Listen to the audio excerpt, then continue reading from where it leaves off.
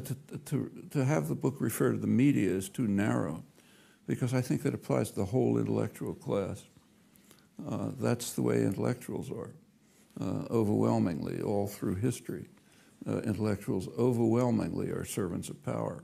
Now, intellectuals write history, so when you read what they write, they look very noble and adversarial and so on. But when you look at what actually happened, all the criticisms we make of the media apply to them, and that's significant because none of the institutional factors hold in that case. The institutional factors that we looked at have to do with the corporate structure, you know, the advertisers who purchase it, but that's not true. And that doesn't apply to the academy? It doesn't apply to a college professor. There are other pressures, but not those. But the outcome is pretty much the same. This is, again, slightly off the topic, but if that is the case, what made you so different? In other words, if even intellectuals are subsumed into this... There's always a fringe of dissidents. Any society you look at, there's a fringe of dissidents. They're treated badly, usually. This goes back to the earliest recorded history. So classical Greece. Who drank the hemlock? It was the guy who was corrupting the youth by worshiping false gods, you know. And it wasn't the guys who followed orders. Or take a look at the same time, the other ancient records we have are the biblical records. In the biblical records, there are people who we would call intellectuals. They weren't, in the English translations, it's called prophets. That's a bad translation of a very obscure Hebrew word which nobody understands. And they weren't prophets. They didn't prophesy. They were dissident intellectuals. You know, they condemned the evil king. They gave geopolitical analysis. Said, you're leading us into disaster. You should be merciful to widows and orphans.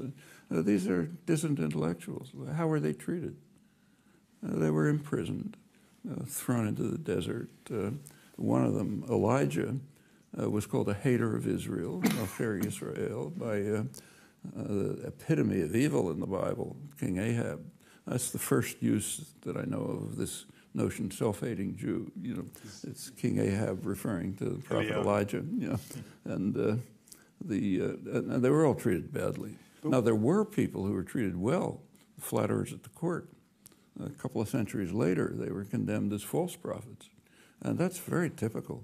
In fact, I don't know of a society where that's not true. But I've heard it said, just on this point about you, that if the argument that you've just advanced in manufacturing consent was completely right, the book should have gone nowhere and you should have been an obscure figure who was shoved to the margins. But the fact that you are this giant figure and the book is still cited and quoted... Not because of me, it's because of the popular movement.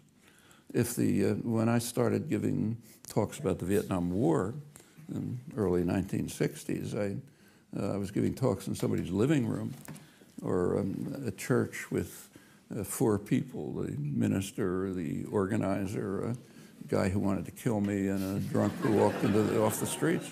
And that went on for quite a while. Finally, a popular movement developed, and when popular movements develop, people who have some degree of privilege can float above them. Actually, the same was true of Martin Luther King.